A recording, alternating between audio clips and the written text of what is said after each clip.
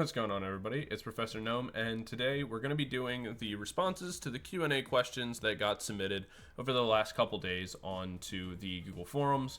So I thought this would be kind of a fun thing to do. I just wanted to have kind of a different video to celebrate the 1 year on the channel, so I thought this would be like a fun little way to do it. Also, before we get started, there's two announcements that I want to make. One, I want to give a special shout out to the channel members. Thank you so much for watching and all the support that you provide with the channel and all that kind of stuff. I really appreciate it. It does mean a lot. And the second one is the winner for the 100 pack codes of the Surging Sparks packs was for that giveaway was actually at Online Flowerstone was the user. Their submission was Metagross EX. I thought that was a cool pick, but also it was completely random, so congratulations to them.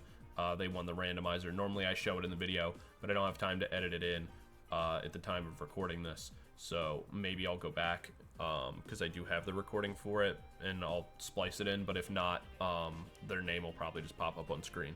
But yeah, so that's kind of out of the way, but I did want to get into the Q&A, and thank you again for everybody who submitted. Not everyone's usernames are with their submitted question.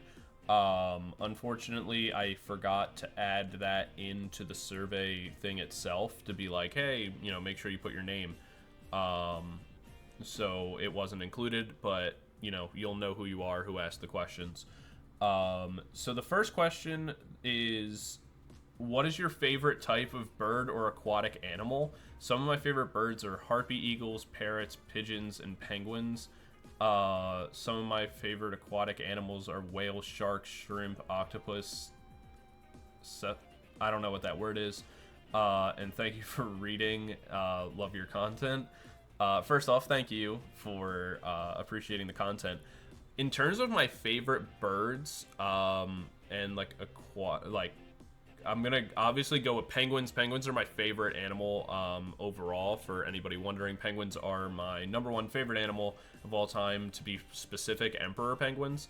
But I just love all kinds. As for aquatic animal, I don't think this really counts because it's not predominantly like a water-based animal. It's still like a land mammal.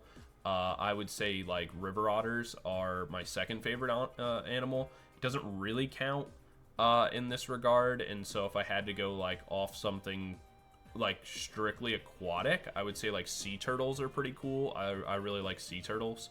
So yeah, that would probably be my answer. Like penguins for my favorite bird, and probably sea turtles for my favorite aquatic animal. Though octopus are really cool, so that's definitely a fair one. As for other birds, I really like toucans. I think toucans are pretty cool. Yeah, that would probably be my answer for that. The next question is, so I love the Iron Boulder deck. I tried to make it, I am trying to work on an update on the deck based roughly on the one you made a while back. Any tips as how I could do that or like work on it?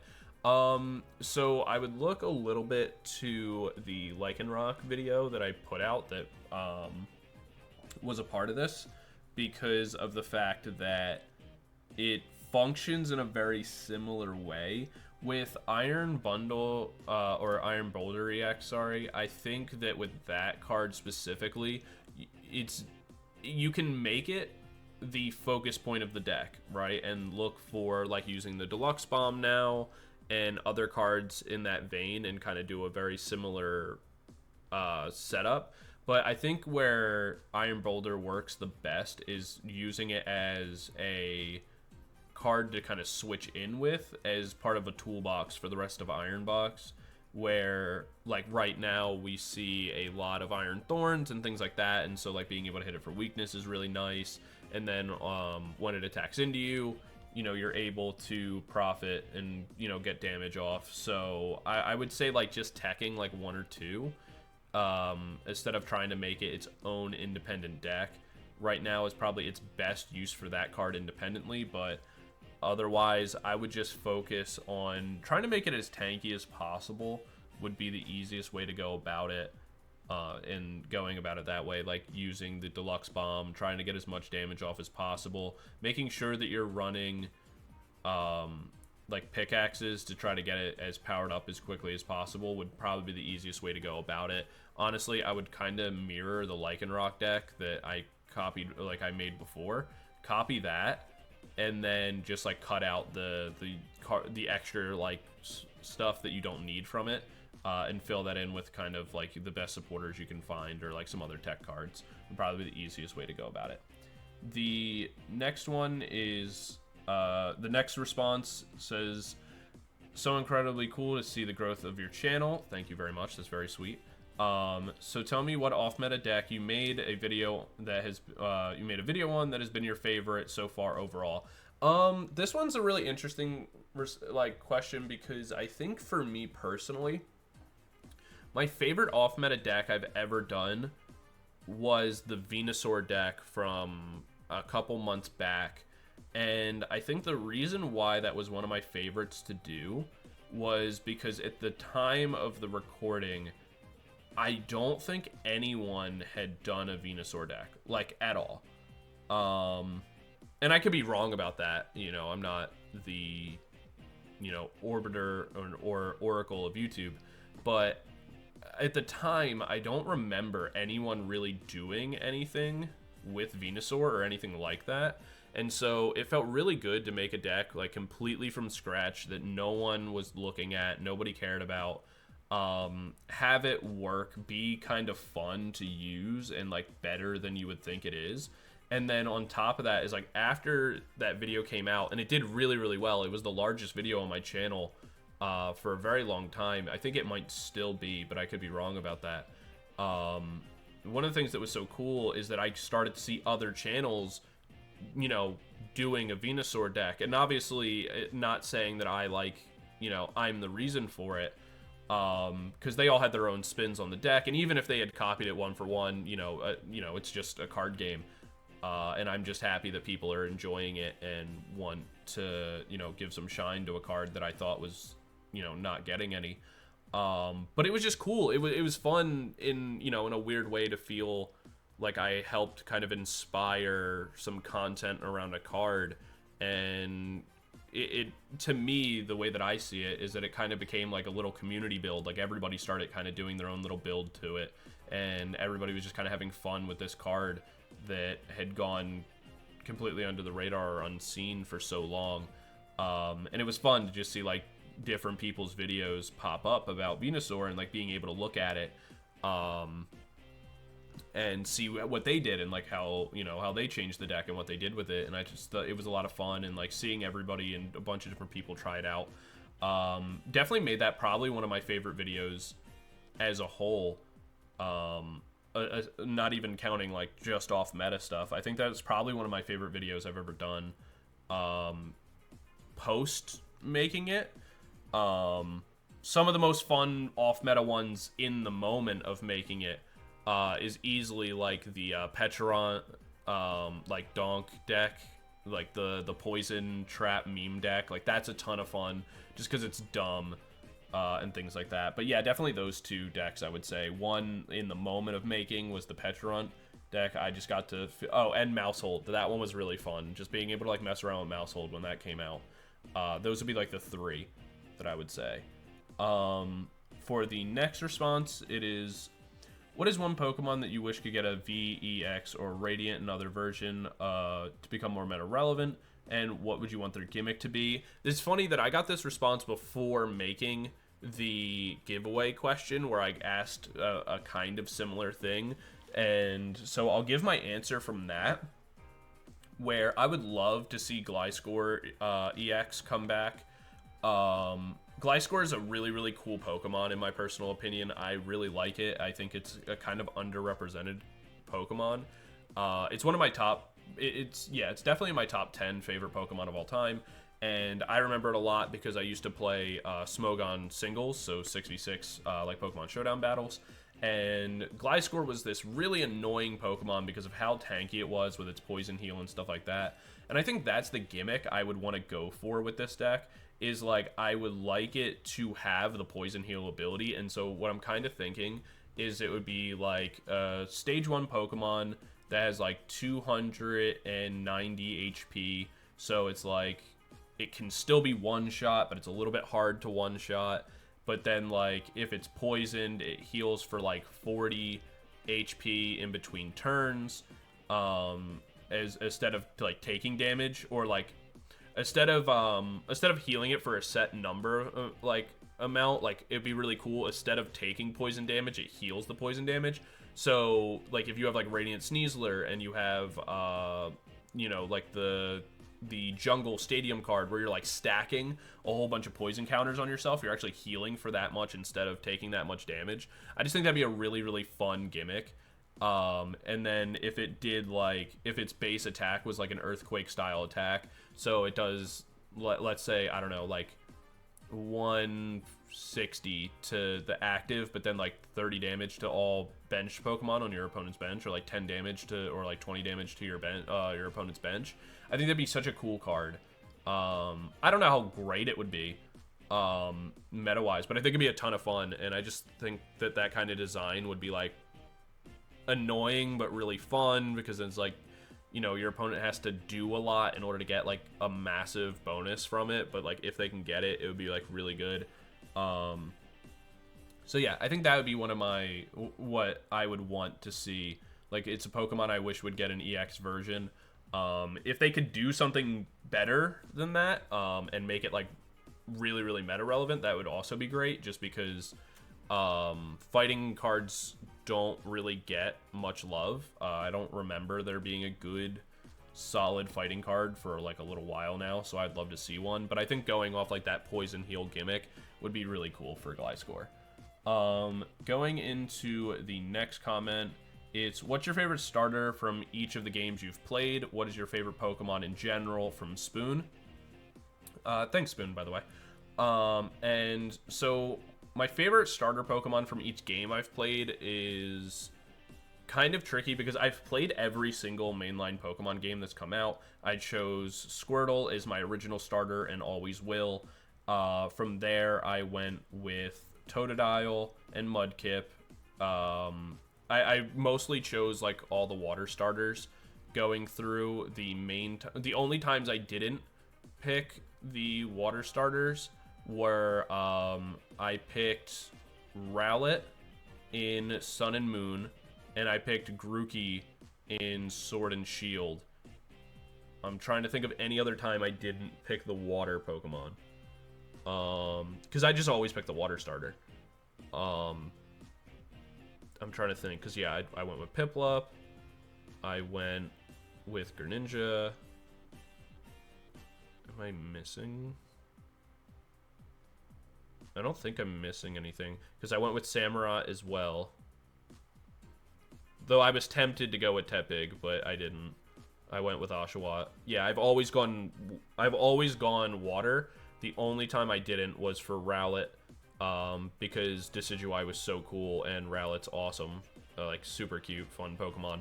And then I also didn't pick Sobble, because I did not care about Sobble, and Grookey was so cool. And then for my favorite Pokemon in general, my favorite Pokemon is Snorlax. I love Snorlax. The reason I love Snorlax so much, this is like a little story, I guess. My favorite, he became my favorite Pokemon because in the anime, one of the things, like, when you first discover Snorlax, it's like he fell asleep in this river, and so it blocked all the water, and like vines grew and all this kind of stuff. And I thought that was just funny, because Snorlax in my mind as a kid was like the first time we saw a Pokemon cause like a natural disaster equivalence from just kind of existing. Because the whole thing is like the town was out of food, like the town was gonna die because like the stream had gone dry, and like so they couldn't grow crops, and like they couldn't do anything, and they were running out of water. All just because Snorlax just like fell asleep somewhere, and I thought that was just a crazy concept, that like this random Pokemon just by falling asleep causes a complete natural disaster in these people's world.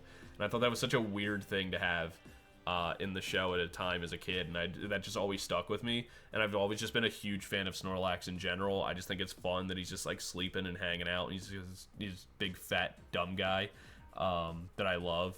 So yeah, that's always my favorite thing about him, and he's fantastic. To the next question, we have Nick Fur, 2510. I think that's how it's supposed to be pronounced, Nick Fur. But if I'm wrong on that, my apologies. My reading is always terrible. His question is, are there any other TCG, paper or digital, that you are fond of? And the answer is yes to that. I play a little bit of Magic the Gathering. I play a little bit of Commander, but not very often. I want to play it in person more, and play it in paper more, but I just don't really have the opportunity to. I'm just way too busy. And the population of people that I know that play are pretty limited. But in terms of other like paper and digital, I'm a huge fan of Yu-Gi-Oh! It's just kind of, I'm not a fan of like where it's currently at with its game state and like where the meta's at and all that kind of stuff. But as a whole, I really enjoy Yu-Gi-Oh! I play a lot of Edison format, which is like an older format that I really enjoy on like Dueling Book, and also in person. And then also in terms of like strictly digital, I haven't played it in a little while, but when I was playing it avidly, I really, really enjoyed it. It just, again, I just didn't really like the direction the game was headed, and I haven't tried it out since I stopped playing, so maybe it's a lot better now. But Legends of Runeterra was a phenomenal game for a very long time. I didn't really love the direction it was heading, so I kind of stopped playing it. But yeah, I recommend it as a whole. It just stopped kind of being for me. But it's still a really, really good game. I think it has a lot of really great things about it. The art and the like everything about it is really good. As a side note, the lore for League of Legends is really, really good for the most part. Don't play the game. It's not good for you, but the lore is great. If you want to get into that, watch Arcane on Netflix. Season 2 is about to come out. It's really, really, really good. So yeah, that would be my main thing. Trading card games to try out if you are looking for new games would be, Yu-Gi-Oh! You can try in paper. Magic the Gathering, you can try in paper. If you want to try them on digital as well, you can play Master Duel for Yu-Gi-Oh! It's a little bit better than the current in-person card game, in my opinion. And you can play MTG Arena if you want to try Magic out. Both of them have pretty decent free-to-play models, so you can try those out as well. And Legends of Runeterra has almost a completely free-to-play model, so if it's still in a playable state, I would recommend that. And then lastly, I've actually been playing a lot of Pokemon TCG Pocket. That's also been a lot of fun these last few days since that got released 2 days ago, or 2 or 3 days ago. That's been a lot of fun. So yeah, that'd be that. The next question is, what are your thoughts on the 3-year card cycle that we have in Standard? I personally am a huge fan of rotations. I think any card game that doesn't have them should, aka Yu-Gi-Oh! Does a ban list. I wish they would just do rotations. I think 3 years is kind of long. I would prefer it to be like 2 years, personally, because I think 3 years leads into a situation where we can have cards that are just way too good for way too long, and like sitting on a deck for 3 years is a little bit rough. But at the same time, it's like it does reward players for finding these cards or getting them or whatever, and it also makes the investment kind of worth it if you invest in a deck, like we saw with like Mew VMAX. It's like it was so good for so long that it made the investment in the deck worth it. So I think it's fine. I love having a rotation. I think 3 years is a little long, but I would like to see it as 2 years, but I still think it's completely fine. And yeah, I guess that's my answer on that. I don't really have like an in-depth long answer on that question specifically, just because like I think it's fine. I personally like rotation. Like I said, I would just prefer it to be 2 years rather than 3. But that's kind of semantics. I don't think 1 extra year is that bad. The next question is, what are some of your favorite cards based on art? My favorite cards based on art, I have a couple. The promo Snorlax from Pokemon 151 is one that I love a lot. I think it's super cute and just like a lot of fun, and just like with the Pidgey on him and stuff like that. That one's really great. Obsidian Flames Scizor full art is super cool. I love that art. It's one of my favorite arts as a whole. And then to go, and like obviously I have recency bias with a lot of these card arts. There's some that are really cool that I probably just can't think of off the top of my head right now. These are all like recency bias ones that stand out the most to me. But then also, I really love in Pokemon Pocket TCG, there's the full art Charmander. I love the art on that. I think it's really, really cool. Just like him sitting on the stump. It reminds me of like the anime where you meet Charmander for the first time and he's like sitting on the rock in the rain. I just think that is really cool. So yeah, that would definitely be my answer to that. I'd probably have a better answer for that one if I like sat there and dove through card arts endlessly to like really find like what I think is the absolute best. But those are the three that stand out in my mind the most. And then the final question is a little confusing. It says, how do you make it to always win? I don't really know what that question means. If they're referring to the overall content in where, you know, I show wins on the channel, like, and less so losses, the main answer for that is it's just like algorithmically, people don't want to see a deck lose, even if the game is close, which is like unfortunate. I would like to put like close games, even if I lose them or whatever, in the videos, but the problem is like, if you do, as soon as a deck like loses, people like click away from the video or they don't like it because people only really want to see the deck do well. And so when they see a deck that maybe they haven't looked at before, they click on it and the first thing that goes to their mind is like, oh, can it win? And so if they see that in the video that the card didn't win, then they're just like extremely standoffish and won't try it out, won't play it. Typically they are just, it's just in a weird way, it just creates like a much more negative space, which you would think it wouldn't, right? Like you should be able to kind of like show losses and stuff, but just as a content thing as a whole, that's pretty much why no channel really does it. It just makes people not watch the video, and then it also ends up like, in a weird way, what ends up happening is because I don't know why this opinion happens, but when they watch your content on YouTube, they instantly assume that you're like the best at the game. And so if they see you lose, they just become like extremely negative of like, you're really bad at the game and that's why you lose. If that makes sense. Like, it just, I don't, it's a weird mentality, but it just kind of creates like a very, very negative space, which I discovered like very early on in like the YouTube world. And so that's kind of why I don't do it, and as well as most creators don't do it. It's just like an algorithm thing, like people just don't want to see it, and so that's why it's not there.